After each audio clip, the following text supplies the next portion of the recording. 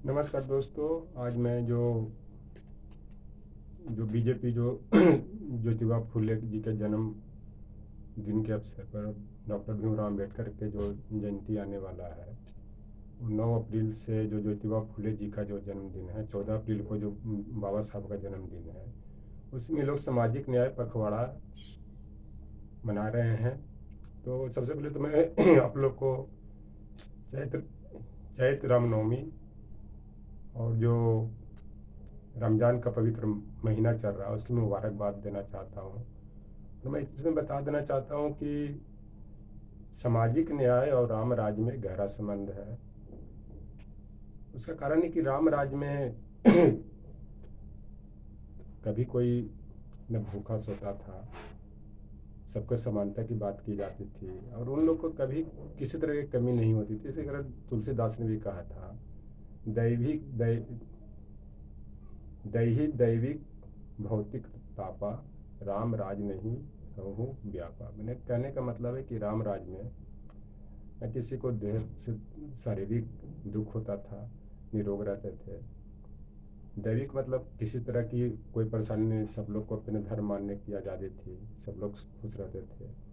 भौतिक का मतलब है किसी तरह की कोई चीज़ की कमी नहीं रहती थी खाने पीने सब के लिए। लेकिन आप देख लीजिए कि आज के जो समय में जो दैहिक में कितने दैहिक रूप से कितने लोग परेशान हैं। आप देख लीजिए इसका कि लोग खास करके ओबीसी एससी एसटी माइनॉरिटी कि इनको यूपी में इनकाउंटर तक के करके मारा जा रहा है। उसके बाद किसी तरह के इन लोग के कोई भी काम करने नहीं दिया जा रहा है। कोविड काल में कितने भूख से मर गए, निरोग नहीं रहे, दवा के अभाव में कितने लोग की जान चली गई। तो आप इससे अंदाज लगा सकते हैं कि ये दैहिक क्या है। दैविक का मतलब ये होता है कि जो सब लोग को मैंने धर्म मानने की स्वतंत्रता है। लेकिन आप देख लीजिए जो भी अदर कम्युनिटी के लोग हैं, खास करके मुस्लिम वर्ग के लोग हैं, उनको किस तरह से उनके धर्म को मानने में तरह तरह के विघ्न पैदा किया जा रहा है। खास करके जब रमज़ान के टाइम में या सार्वजनिक स्थल पर या सरकारी ज़मीन पर जो नमाज़ पढ़ते थे उनको बंद कर दिया गया है। तो आप इसी से अंदाज लगा सकते हैं कि दैविक रूप से कितने लोग परेशान हैं। दूसरी चीज़ का जो भौतिक का जो रूप आता है, जैसे मान लिया कि जो शरीर के लिए भौतिक आवश्यकताएँ हैं, मान लिया खाने पीने की जो वस्तु होती है, कितनी महंगा हो गया है। आप सब देख रहे हैं, पेट्रोल से लेकर डीजल तक कि सब तरह ही मचा रहे हैं। तो इस चलते ये जो जो तुलसीदास का जो कथन है, दैहिक दैविक भौतिक तापा, ये आज के परिप्रेक्ष्य में सही हो रहा है। और एक तरह से ये राम राज नहीं है, सिर्फ राम मंदिर बनाने से नहीं होता है, राम के सपनों को पूरा करने से होगा। उसी समय एक कहावत भी, एक और चौपाई कहा गया था कि जब जब हुई धर्म के हानि, जब जब हुई धर्म के हानि, उसके बाद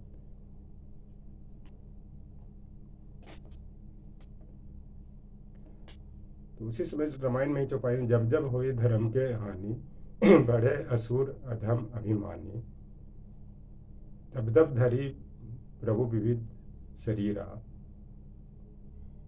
हरिये कृपा निधि सजन पीरा।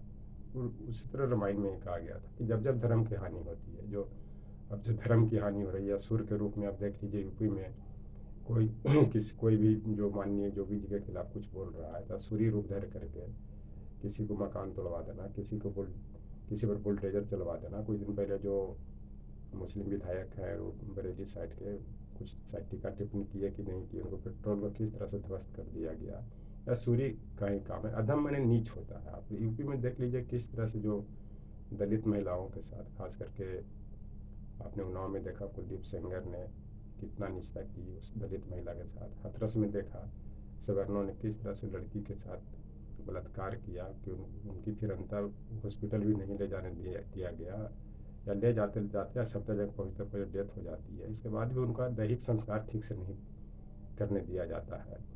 तो ये सब क्या है, अधम और नीच की पहचान है।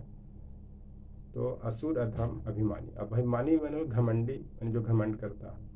आप देख लीजिए माननीय प्रधानमंत्री जी ने किस तरह अपने पर घमंड करके ज़बरदस्ती उन्होंने डिमोनेटाइजेशन करवाया, तो पूरा देश का अर्थव्यवस्था चौपट हो गया। उसके बाद इतना हाई जीएसटी लगाया गया कि जो जो छोटे मोटे कारोबारी थे वो रोड पे आ गए, करने में सक्षम नहीं हुए। उसके बाद लॉकडाउन ने ज़बरदस्ती लगाया कि ताकि इनको नोबेल प्राइज़ मिल जाएगा।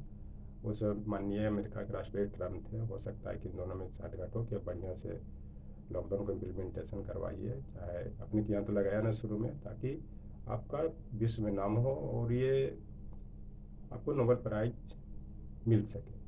उसी चीज़ की जो जहाँ तक इन्होंने ये बोल रहे हैं कि सामाजिक पखवाड़ा के द्वारा, सामाजिक न्याय के द्वारा एक नई क्रांति आ रही है देश में, और ख़ास करके दलित ओबीसी एसटी एसटी को वोट को पोलराइज करने के लिए। तो मैं आपको बता देता हूँ कि भारतीय इतिहास में सामाजिक न्याय के 4 ही क्रांतिकारी हुए।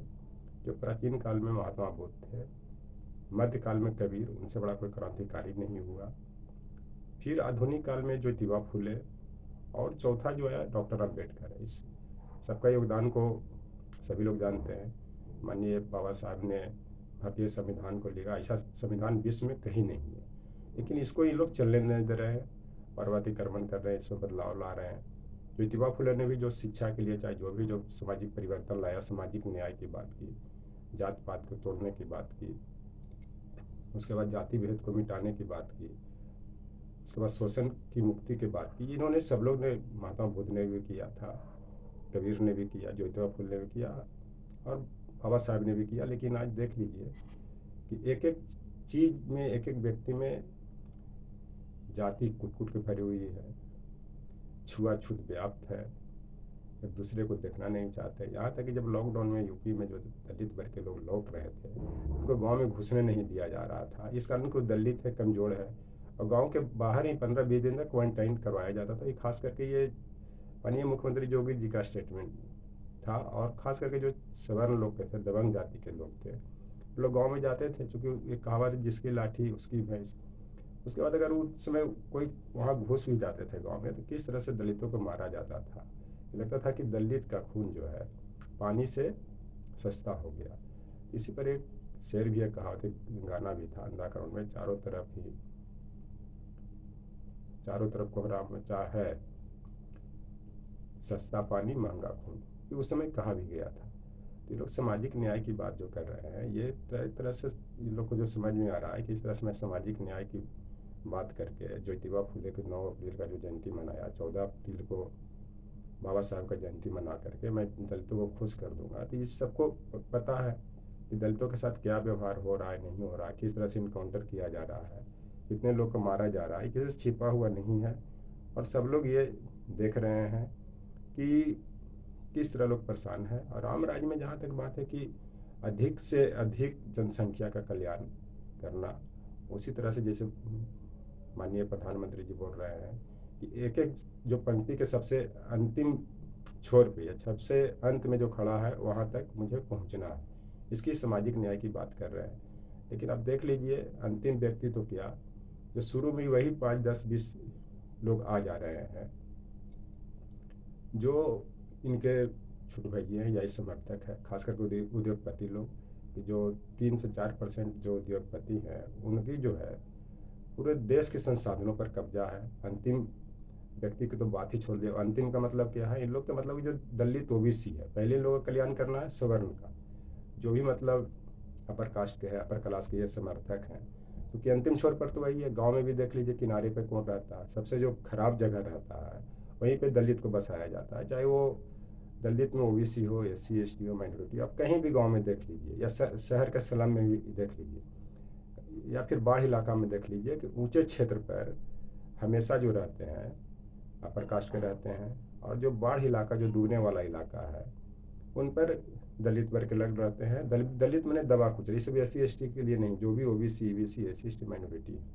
कारण कि सबसे पहले उन लोग उस जगह को कब्जा करते हैं कि जहाँ पे वो रूल कर सके, उनके हाथ में पावर स्ट्रक्चर हो। चाहे आप एडमिनिस्ट्रेशन में देख लीजिए, पॉलिटिक्स में देख लीजिए, चाहे कहीं पे भी देख लीजिए। तो अंतिम व्यक्ति का मतलब कि वहाँ तक पहुँचना है। लेकिन अंतिम व्यक्ति तक पहुँचे कहाँ, कैसे पहुँच कैसे बनाया जाए, इस पर ये नहीं। जैसे मान लीजिए राजीव गांधी बोलते थे कि 1 रुपया में 15 पैसा ही गांव तक पहुँच पाता है, तो 15 पैसा कहाँ तक पहुँच पाता है, वो जो गांव के अंतिम छोर तक है। बाकी 85 पैसा कहाँ जाता है, तो इनके जो सवन वर्ग के लोग हैं, जो एडमिनिस्ट्रेशन में बैठे हुए हैं, लीडर हैं, विधायक हैं, एमपी है, उनके पॉकेट में जाता है। तो आप इसी से अंदाज़ा लगा सकते हैं कि सामाजिक न्याय की जो बात कर रहे हैं, ये कहना कहाँ तक उचित है, नहीं है।